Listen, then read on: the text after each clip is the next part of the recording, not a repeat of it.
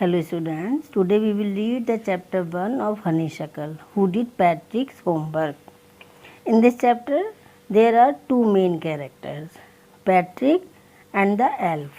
Elf means क्या होता है? Elf कहते हैं a very little man, a very short man. ठीक है? और पैट्रिक, बस इसमें दो मेन कैरेक्टर हैं. इसमें क्या है कि in this chapter we will read about that boy who didn't want to do his homework. हम एक ऐसे बॉय के बारे में पढ़ेंगे जो अपना होमवर्क कभी नहीं करना चाहता.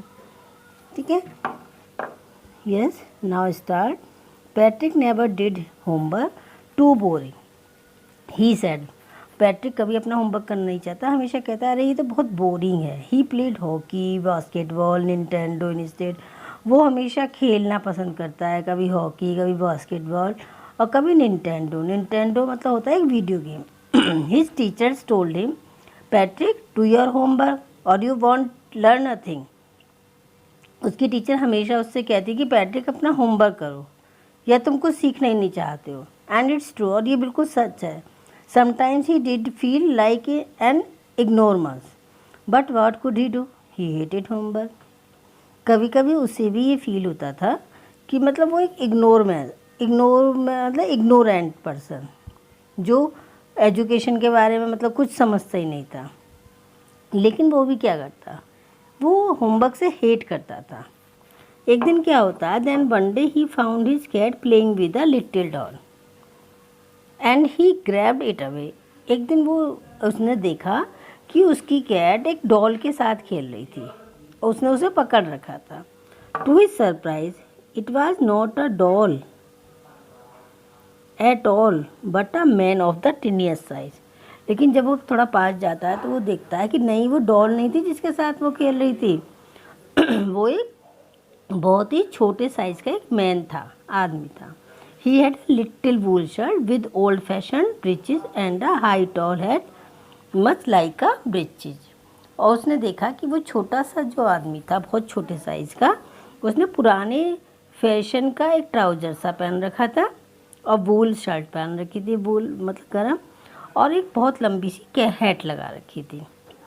वह चिल्लाया, save me, don't give me back to that cat, I will grant you wish, I promise you that. वो जो छोटा सा मैन था टीनियस साइज़ का, वो चिल्ला रहा था कि मुझे बचाओ, इस कैट को मुझे वापस मत देना, मैं तुम्हारी एक विश पूरी करूँगा, मैं तुमसे ये प्रॉमिस करता हूँ. Patrick couldn't believe how lucky he was. Here was the answer to all of his problem.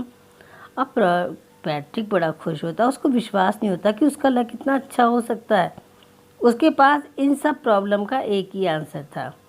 इसलिए वो कहता है, only if you do all my homework till the end of the semester, that's 35 days. वो कहता है कि मेरे पास 35 days है, तुम इसमें मेरा होमवर्क पूरा कर दो बस. If you do a good enough job I could even get help. यदि तुम मेरा मतलब ये काम कर दोगे तो मैं तुम्हारे लिए कर सकता हूँ कुछ भी. The little man face wrinkled like a dishcloth thrown in the hamper. जो लिटिल मैन था उसका फेस ऐसा था जैसे बिल्कुल वो झुर्रियाँ सी पड़ी होती है ना, जैसे इसको एग्जाम्पल दिया है जैसे कपड़ा जो एक हैम्पर मतलब बास्केट में से निकाला हो, बिल्कुल सिकुड़ा हुआ बुरी तरह से, इस टाइप के कपड़े जैसा उसका फेस मतलब हो रहा था, झुर्रियाँ पड़ रही थी. He kicked his legs and balled his fist and he grimace and scowled and purse his lips, oh am I curse but I will do it. जब वो ये बात सुनता है ना कि उसको होमवर्क करना पड़ेगा, तो वो बहुत बुरा सा फेस बनाता है, पैर पटकता है, मुट्ठी ऐसे बंद करके करता है, लेकिन फिर भी कहता है and true to his word, क्योंकि उसने कहा था कि मैं एक विश पूरी करूँगा, तो वो करने को रेडी हो जाता है. लेकिन उसको बड़ा बुरा सा लगता है. That little elf begin to do Patrick's homework. लेकिन फिर भी वो उसका वर्क करना स्टार्ट कर देता है. Except there was one glitch. The elf glitch कहते हैं एंड इन्फॉर्म मतलब a fault in a machine that prevents it from working properly. किसी मशीन में जैसे एक फॉल्ट होना जो किसी वर्क को प्रॉपरली ना कर सके. The elf didn't always no what to do and he needed help. और एल्फ को क्या होता था कि जब वो उसका होमवर्क कर रहा था तो उसे हमेशा हेल्प की नीड होती थी. वो कहता था help me. He had said and Patrick would have to help in whatever way. अब पैट्रिक को किसी भी तरह से उसकी हेल्प करनी पड़ती थी जब वो हेल्प मांगता था। I don't know this word. अब वो कहता था अरे मुझे इस वर्ड का नहीं पता, ये वर्ड क्या है। द एल्फ स्कैर्ड, वो चिल्लाता था। वाई लीडिंग पैट्रिक्स होमवर्क, जब वो पैट्रिक का होमवर्क पढ़ता था कोई वर्ड समझ में नहीं आता था, चिल्लाता था मुझे नहीं आता। Get me a dictionary, no, what's even better, look up the word and sound it out by each letter. उसने कहा, पहले बोला चलो डिक्शनरी लाओ मेरे लिए, फिर कहता नहीं, इससे अच्छा होगा कि तुम इसे देखो और इसको साउंड से, मतलब मुझे लेटर पढ़ के बताओ इसे। When it came to maths, लेकिन जब वो मैथ्स पर आता है, जब वो मैथ्स का नंबर आता है वर्क करने का, Patrick was out of luck. अब इस समय पैट्रिक का लक खराब हो जाता है। Water times table, the elf shrift, we elves never need that, and addition and subtraction and division and fraction. वो कहता है कि हम जो एल्फ्स होते हैं हमें इन चीज़ों की कभी ज़रूरत नहीं पड़ती, एडिशन सब्ट्रैक्शन डिवीज़न हम नहीं जानते। Here sit down beside me, तुम मेरे पास बैठ जाओ। You simply must guide me, तुम क्या करना ओके, मुझे मतलब गाइड करो। Elves know nothing of human history, elves human history के बारे में भी कुछ नहीं जानते थे। वो बताते हैं कि एल्स ह्यूमन हिस्ट्री के बारे में भी कुछ नहीं जानते। To them it's a mystery, उनके लिए ये एक रहस्य है। So the little elf already a shouter just got louder, वो बहुत तेज चिल्लाता है। Go to the library, I need books, उसने कहा लाइब्रेरी जाओ, मुझे बुक्स की नीड है।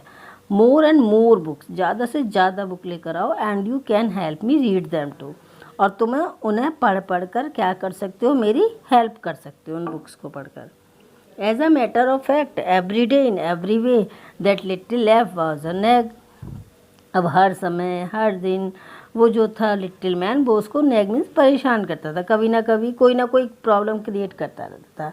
Patrick was working harder than ever and was it a drag. अब वो जो था पैट्रिक, वो और दिन से बहुत ज़्यादा मेहनत कर रहा था, और हालांकि अनइंटरेस्टिंग था उसके लिए पढ़ाई का काम, लेकिन फिर भी वो उसकी हेल्प कर रहा था। He was staying up night, मतलब रात रात को भी रुकता था, काम करता था। Had never felt so very, was going to school with his eyes puffed and ब्लेयरी।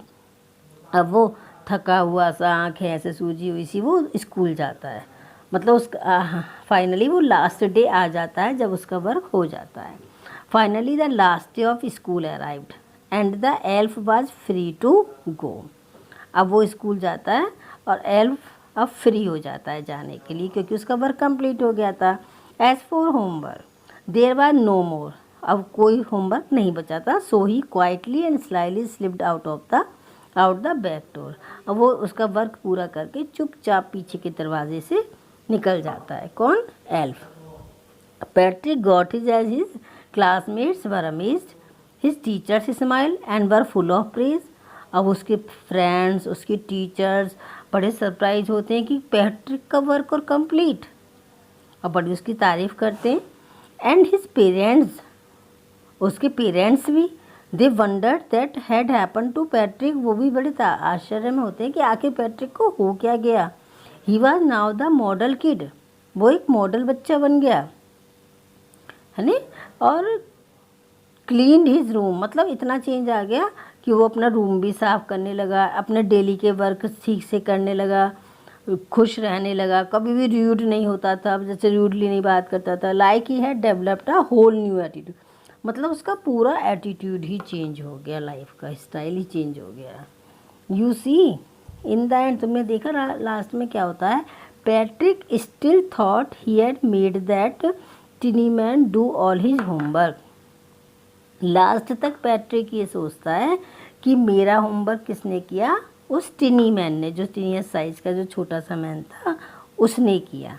But I share a secret, लेकिन मैं तुम्हारे साथ एक सीक्रेट शेयर करती हूँ कि जस्ट बिटवीन, मतलब मेरे और तुम्हारे बीच में है ये, कि it was not the elf, Patrick had done it himself. ये काम एल्फ ने नहीं किया था, ये पूरा वर्क पैट्रिक ने खुद किया था।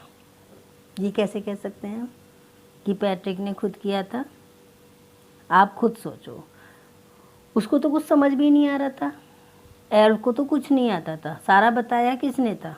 पैट्रिक नहीं बताया था ना, सारी बुक्स पैट्रिक लाया, पैट्रिक ने सारा पढ़ पढ़ के, पैट्रिक जो बताता जा रहा था वो वही तो लिख रहा था, है नी। तो माइंड किसका लगा? माइंड तो सारा पैट्रिक का लगा। इट मीन्स ये वर्क किसने किया था? ये पैट्रिक के द्वारा हुआ था, लेकिन उसको ऐसे लगता था कि मैंने नहीं किया, एल्फ ने किया था। ओके, इसके राइटर हैं कैरोल मूरे। क्लियर हो गया होगा चैप्टर। और फिर भी अगर आपको कोई डाउट है, कोई कन्फ्यूजन है, तो you can ask in comment box. Okay, and like, share and subscribe करना ना भूलें। If you want to get my new video then please press the bell icon. Thank you.